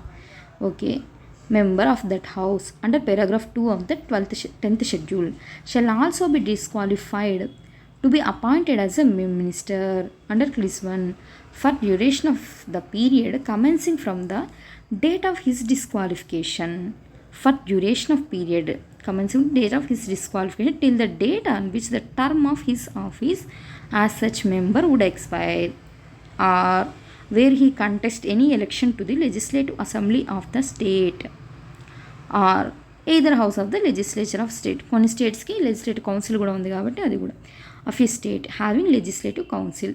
Okay, as the case may be before the expire of such period till the date on which he is declared elected whichever is earlier. Same అక్కడ ఏం చెప్పాను 75 sub class 1Bలో అదే అనమాట. మెంబర్గానే disqualify అయితే ఆటోమేటిక్గా మినిస్టర్గా డిస్క్వాలిఫై అవుతాడు, కానీ అది పర్మనెంటా కాదు, టెంపరీగా ఎప్పటిదాకా టెన్యూర్ కంప్లీట్ అయ్యేదాకా. ఒకవేళ లేదు అంతకన్నా ముందే ఏదైనా దానికి ఎలక్షన్ పోటీ చేస్తే అతను గెలిచాడు అనుకోండి, ఖచ్చితంగా అతను తీసుకుంటాము అన్నట్టు చెప్తున్నారు. Second, the council of ministers shall be collectively responsible to the legislative assembly. అది అక్కడ ఉంది ఇక్కడ ఉంది, ఎందుకంటే ఇది parliamentary form of government. Next, before a minister enters upon his office the governor shall administer to him the oaths of office and secrecy according to the form set out for the purpose in the 3rd schedule. Okay, వాళ్ళందరూ ఏం చేయాలి, vote చేయాలి అని చెప్తున్నారు. Second, A minister who for any period of 6 consecutive months is not a member of legislature of the state shall at the expiration of that period cease to B minister. Same అక్కడ కూడా అదే చెప్పాం కదా. ఇది మీరు ఈ మధ్య గమనించుంటే మహారాష్ట్ర అప్పుడు ఎవరు శివసేన ఉంది కదా, ఉద్ధవ్ ఠాక్రే శివసేన, ఆయన సీఎంగా ఉన్నప్పుడు కూడా అనమాట, కోవిడ్ టైం ఆ టైంలో అనమాట ఇట్లాగే ఆయనేమో చీఫ్ మినిస్టర్ అయ్యారు, కానీ ఇప్పుడు ఆయన మెంబర్ కాదు, ఇప్పుడు ఆయన ఎలక్షన్లో పోటీ చేయాలి. కానీ మహారాష్ట్రకి ఏంటంటే లెజిస్లేటివ్ కౌన్సిల్ ఉంది, ఓకే, బట్ వెస్ట్ బెంగాల్లో కూడా సేమ్ ఇదే ఇష్యూ జరిగిందంట. మమతా బెనర్జీ గారి పార్టీ ఉంది కదా ఏఐటీఎంసీ, అదేమో పవర్లోకి వచ్చింది, బట్ ఈవిడ ఓడిపోయారనమాట. కానీ వెస్ట్ బెంగాల్కి ఏంది లెజిస్లేటివ్ కౌన్సిల్ లేదు, అప్పుడు ఏం చేయాలి అని చెప్పి అప్పుడు ఆవిడ ఏం చేశారంటే బై ఎలక్షన్స్ కిందకి వెళ్ళారనమాట. అంటే వేరే అతన్ని రిజైన్కి అడిగి ఈమె బై ఎలక్షన్స్కి వెళ్ళి అప్పుడు పోటీ చేసి నెక్స్ట్ 6 months తర్వాత ఆమె చీఫ్ మినిస్టర్ అయ్యారనమాట. అట్లా ఇష్యూ జరిగింది. Next, the salaries and allowances of a minister shall be such as the legislature of the state may from time to time by law determine and until the legislature of the state so determined shall be as specified in the 2nd schedule. అంటే same పార్లమెంట్కి ఎట్లా చెప్పారో, పార్లమెంట్కి ఏంది ఎంపీలు, రాజ్యసభ కానీ లోక్సభ అయితే పార్లమెంటే చేసుకుంటే చట్టము, లేదంటే వాళ్ళు ఏం చేయాలి 2nd schedule ఉన్నట్టు ఇవ్వండి అన్నట్టు చెప్పారు. ఇక్కడ ఏంటి, ఇది ఎమ్మెల్యేలకి ఎమ్మెల్సీకి సంబంధించిన విషయం. ఇక్కడ ఎవరు చేయాలి అంట, స్టేట్ లెజిస్లేటివ్ అసెంబ్లీ చేయాలంట. మీకు ఇది గుర్తుంటే అప్పుడు తెలంగాణ కొత్తగా ఫామ్ అయినప్పుడు కేసీఆర్ గారు మొత్తం అందరికీ ఒక చట్టం పాస్ చేసి తెలంగాణ ఎమ్మెల్యేస్ శాలరీస్ అంతా పెంచారు. అప్పుడు న్యూస్లో కూడా చాలా పెద్ద బజ్ అయింది కదా. ఇప్పుడు ఇండియా లోపల ఉన్న అందరు ఎమ్మెల్యేస్ కన్నా తెలంగాణ ఎమ్మెల్యేస్ తీసుకునే శాలరీ చాలా ఎక్కువ ఉంది అని చెప్పి అంటే మీకు అర్థం కావాల్సింది ఏంటంటే ఒక స్టేట్ ఎమ్మెల్యే శాలరీ ఇంకో స్టేట్ ఎమ్మెల్యే శాలరీ రెండు సేమ్గా ఉండాలని ఎక్కడా లేదు. అది వాళ్ళ స్టేట్ లెజిస్లేటివ్ ఇష్టము. Okay, right. నెక్స్ట్ ఇది చూడండి ఒకసారి. ఎందుకు ఇవన్నీ ఒక్క దగ్గర వీటి మీద ఉన్న క్రిటిసిజం మాట్లాడుతున్నాం ఇక్కడే. ఒకసారి చూడండి, మీరు 6 monthsలో ఏమన్నారు, ఒకతను ఎవరు కాని అతన్ని కూడా మీరు చేసుకొని మినిస్టర్గా చేసుకొని తర్వాత కావాలంటే ఏమంటారు మీ మెంబర్ అవ్వినా యాక్సెప్టబులే అన్నారు కదా, కరెక్టే. మరి ఇప్పుడు ఆ 6 months లోపల అతను ఏమైనా లాస్ చేసుంటే అవి చట్టబద్ధత ఉంటుందా ఉండదా అని చెప్పి బీహార్లో ఒక కేసు అయిందనమాట. ఆయన బీహార్ ఎమ్మెల్యే. ఆయన ఏం చేశారంటే ఏఎస్కి సంబంధించి ఫేక్ సర్టిఫికేట్ పెట్టారు. దానికి సంబంధించి పాట్నా హైకోర్టు ఏం చేసిందంటే లేదు మీ ఎన్నిక చల్లదని చెప్పి కొట్టేసింది అనమాట. అప్పుడు వీటి మీద గొడవ జరిగింది. అసలు అలాంటి ప్రొవిజన్ ఇచ్చినప్పుడు వాళ్ళు ఈ 6 months ఈ లాస్ అన్నీ చేసి కూర్చుంటారు కదా, అప్పుడు దానికి వ్యాలిడిటీ ఏంటి అన్నట్టుగా అడిగారు అనమాట. నెక్స్ట్ ఇక్కడ చూడండి ఒకసారి. మీరు ఇప్పుడు జయలలిత గారి కేసు జరిగినప్పుడు ఉంటుంది కదా ఐడియా. జయలలిత గారిది ఏమైందంటే ఆదాయానికి మించిన ఆస్తుల కేసు అని చెప్పి ఒక కేసు ఉంది. ఇప్పుడు జగన్ గారి మీదే ఉంది కదా అక్రమాస్తుల కేసు. అట్లా ఆదాయానికి మించిన ఆస్తుల కేసు అని అప్పట్లో గొడవ అయింది అనమాట.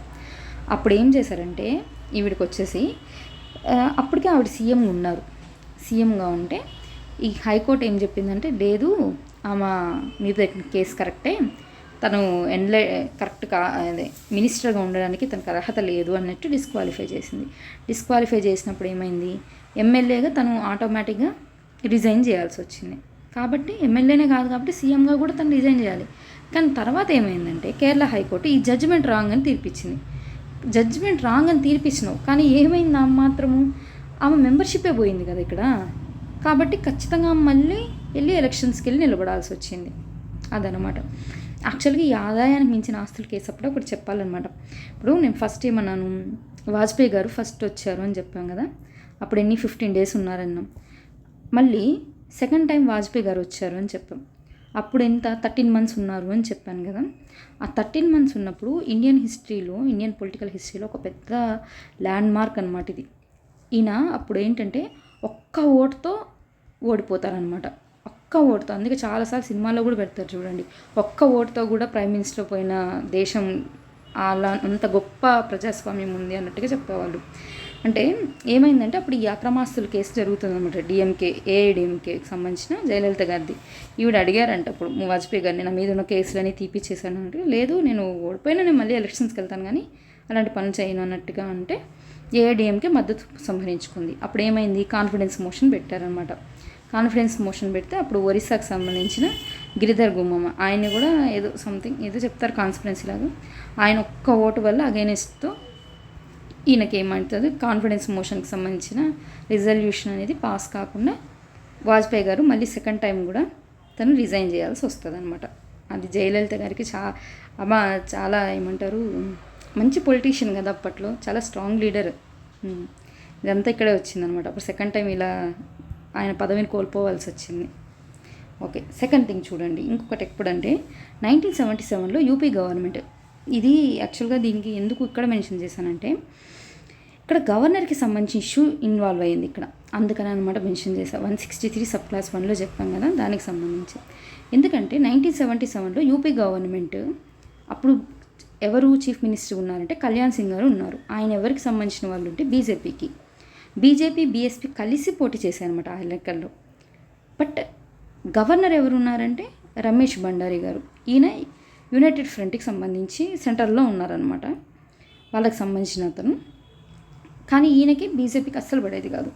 అప్పుడు ఏం చేసింది, బీఎస్పీ ఏమో తన మద్దతు ఉపసంహరించుకుంది. అప్పుడు ఆయన ఏం చేశారంటే 3 days టైం ఇచ్చారనమాట కళ్యాణ్ సింగ్ గారికి ప్రూవ్ చేసుకోమని. కళ్యాణ్ సింగ్ గారు ఏం చేశారు, అపోజిషన్ పార్టీ ఏం లేదు కాబట్టి కొంచెం గొడవలు అల్లర్లు అవన్నీ జరిగిందనమాట. డిస్టర్బెన్స్ అయినా కూడా మన కాన్ఫిడెన్స్ మోషన్లో ఒక ప్రొవిజన్ ఏముంది, ఆ రోజుకి వచ్చిన వాళ్ళు 50%+1 కదా కావాలి మీకు.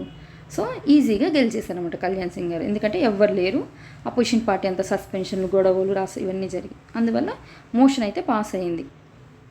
అందువల్ల సీఎంగా ఈయనే ఉన్నారు, ఎవరు కళ్యాణ్ సింగ్ గారే. ఓకే, ఇక్కడికి కరెక్టే. కానీ ఇక్కడ ఏం జరిగిందంటే గవర్నర్ ఏం చేశారంటే అప్పుడు ఇవన్నీ శాంతి భద్రతల ఇష్యూలు, ఇవన్నీ గొడవలు జరిగింది ఈయన కాన్ఫిడెన్స్ మోషన్ ఉన్నప్పుడు. కాబట్టి law and order issue, constitutional machinery అనేది ఫెయిల్ అయింది. సో ఇక్కడ ప్రెసిడెంట్ రూల్ పెట్టండి ప్రెసిడెంట్ గారు అని చెప్పి గవర్నర్ వెళ్ళి ప్రెసిడెంట్కి చెప్పారనమాట. దానికని చెప్పి ప్రెసిడెంట్ ఏం చేశారంటే రీకన్సిడర్ చేయండి అని చెప్పి రిటర్న్ పంపించారు. సో ఇట్లా రీకన్సిడరేషన్ పంపించారు అంటే కొంచెం ఎంతైనా క్రిటిసిజమే కదా గవర్నమెంట్ మీద. అందువల్ల ఏం చేసిందంటే సెంట్రల్ గవర్నమెంట్ సరేలే ఏం రీకన్సిడర్ చేయబడలేదు, మేము మాదే విత్డ్రా చేసుకుంటామని విత్డ్రా చేసుకున్నారనమాట. ఇది సెకండ్. అంటే ఇది ఒక రకంగా చెప్పాలంటే ఇన్ఎఫిషియెంట్, అంటే గవర్నర్కి ఆర్బిటరీ పవర్ ఇచ్చేస్తున్నారు మీరు స్టేట్ మీద. ఇప్పుడు సెంట్రల్లో కానీ అపోజిషన్ పార్టీ ఉన్నప్పుడు ఓకే. కానీ at the same time president కానీ మీ సెంట్రల్ గవర్నమెంట్కి సంబంధించిన వ్యక్తి కానప్పుడు కూడా ఇది బజ్ ఎక్కువ క్రియేట్ అవుతుంది. అవునా, అది గవర్నమెంట్కి చెడ్డ పేరే వస్తుంది కదా అల్టిమేట్గా ఇట్లాంటివి చేసినప్పుడు. రైట్. సెకండ్, 1999లో బీహార్ స్టేట్ అనమాట. ఈ స్టేట్లో ఏమైందంటే లాలూ ప్రసాద్ యాదవ్ గారు సీఎంగా ఉండారు. ఆయన అప్పుడు అరెస్ట్, ఇది కుంభకోణం జరిగింది కదా, గడ్డిది పశువుల దానా కుంభకోణం. ఆ కుంభకోణంలో అరెస్ట్ అవుతారు. అప్పుడు అబ్రీదేవి గారు అసలు మెంబరే కాదు ఆవిడ, కానీ ఆవిడని తీసుకొచ్చి చీఫ్ మినిస్టర్గా పెట్టాలని చూశారనమాట. పెట్టారు కూడా, ఓత్ కూడా జరిగింది. అప్పుడు ఏంటి, సెంటర్లో బీజేపీ ఉంది.